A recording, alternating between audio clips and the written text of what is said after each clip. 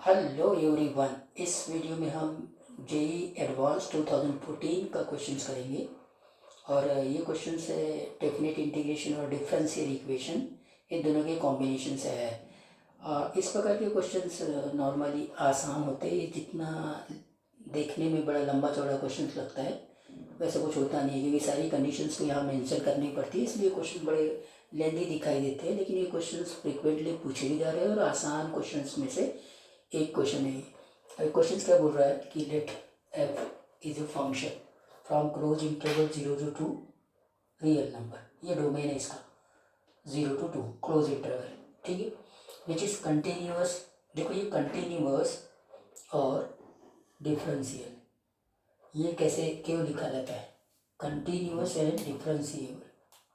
क्योंकि अगर आप फंक्शन कंटिन्यूअस है और डिफरेंशियल है तभी हम उसको इंटीग्रेट कर पाते हैं बिटवीन दी लिमिट्स, क्योंकि डेफिनेट इंटीग्रेशन एक्चुअली में एरिया को रिप्रेजेंट करता है, area bounded by the curve and the ordinates, अपना कोऑर्डिनेट एक्स का जो भी लिमिट्स है और एक्स एक्सिस के बीच में। तो इसीलिए डेफिनेट इंटीग्रेशन की पहली कंडीशन यही होती है कि फंक्शन में कंटिन्यूस होना चाहिए और डिफरेंशियल होना चाहिए, ठीक है। तो इसीलिए स्टेटमेंट इतना लिखते लिखते ये लंबा हो गया। अब यहाँ एक खास बात यह है कि एफ ऑफ 0 इक्वल टू 1, ठीक है, एफ ऑफ 0 इक्वल टू 1, ये भी बात सही है।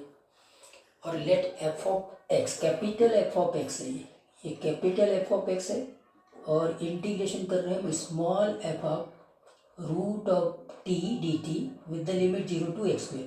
तो ये जो एक्सप्रेशन है ना, इसको बिल्कुल समझना, ठीक है।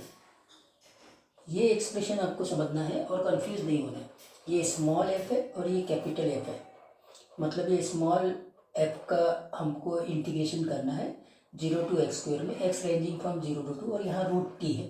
तो ऑटोमेटिकली जब आप इसको सब्सटीट्यूट करेंगे तो ये 0 और 2 के बीच में आ जाएगा इंटीग्रेशन इस फंक्शन का, स्मॉल एफ का।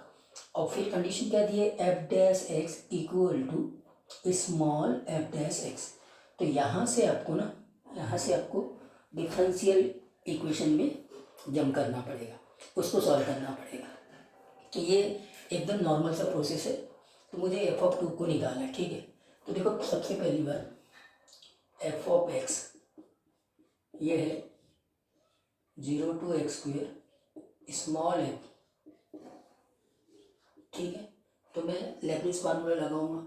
लेब्निज फार्मूला लगाने के बाद मतलब इसको डिफ्रेंशिएट करूंगा, ये एफ डैश एक्स हो जाएगा, एकदम सिंपल। एफ ऑफ, यहाँ पे टी के जगह में x² को रिप्लेस करूँगा तो ये देखो एफ ऑफ एक्स आ गया, फिर x² का डेरिवेटिव हो जाएगा 2x। कितना आसान है, सिंपली लेब्निज फार्मूला मैंने लगा दिया। और ये कंडीशन को भी यूज़ करूँगा, f dash x equal to small f dash x. तो ये हो गया small f dash x that is equal to f of x into 2x।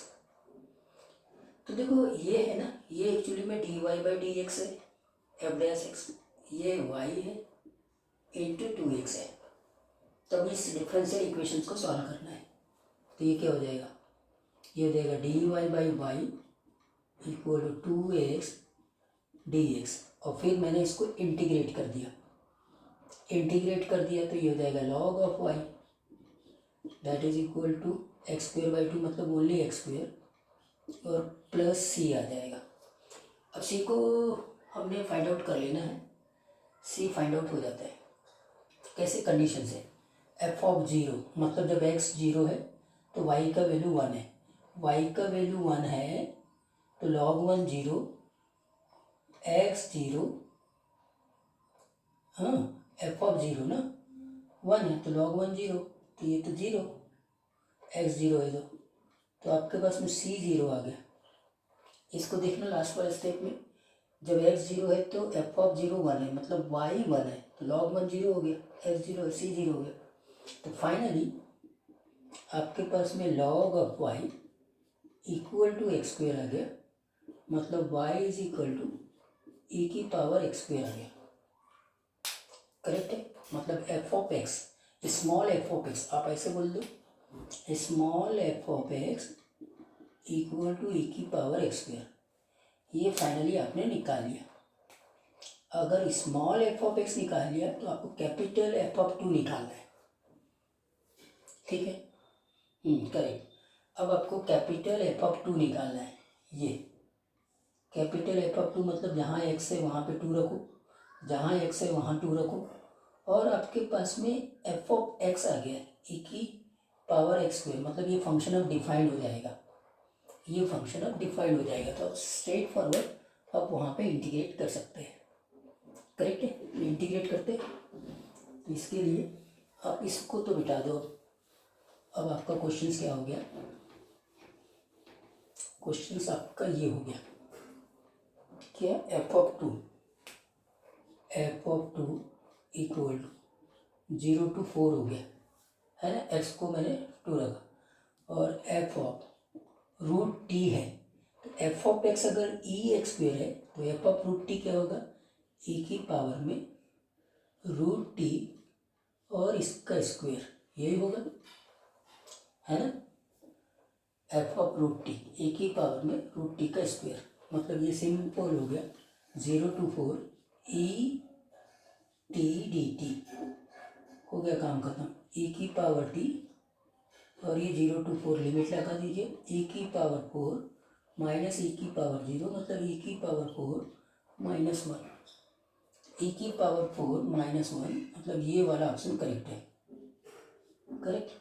तो देखिए ये क्वेश्चंस ना बड़े आसानी से बन जाते हैं, जितने ये लेंदी क्वेश्चन दिखते हैं ये उतने में आसानी से ही बन जाते हैं। इसमें एक कॉन्सेप्ट ये है कि लेबनिज़ फार्मूला लगाना है, दूसरा उसको डिफरेंशियल इक्वेशन में कन्वर्ट करना है, सॉल्व करना है, ठीक।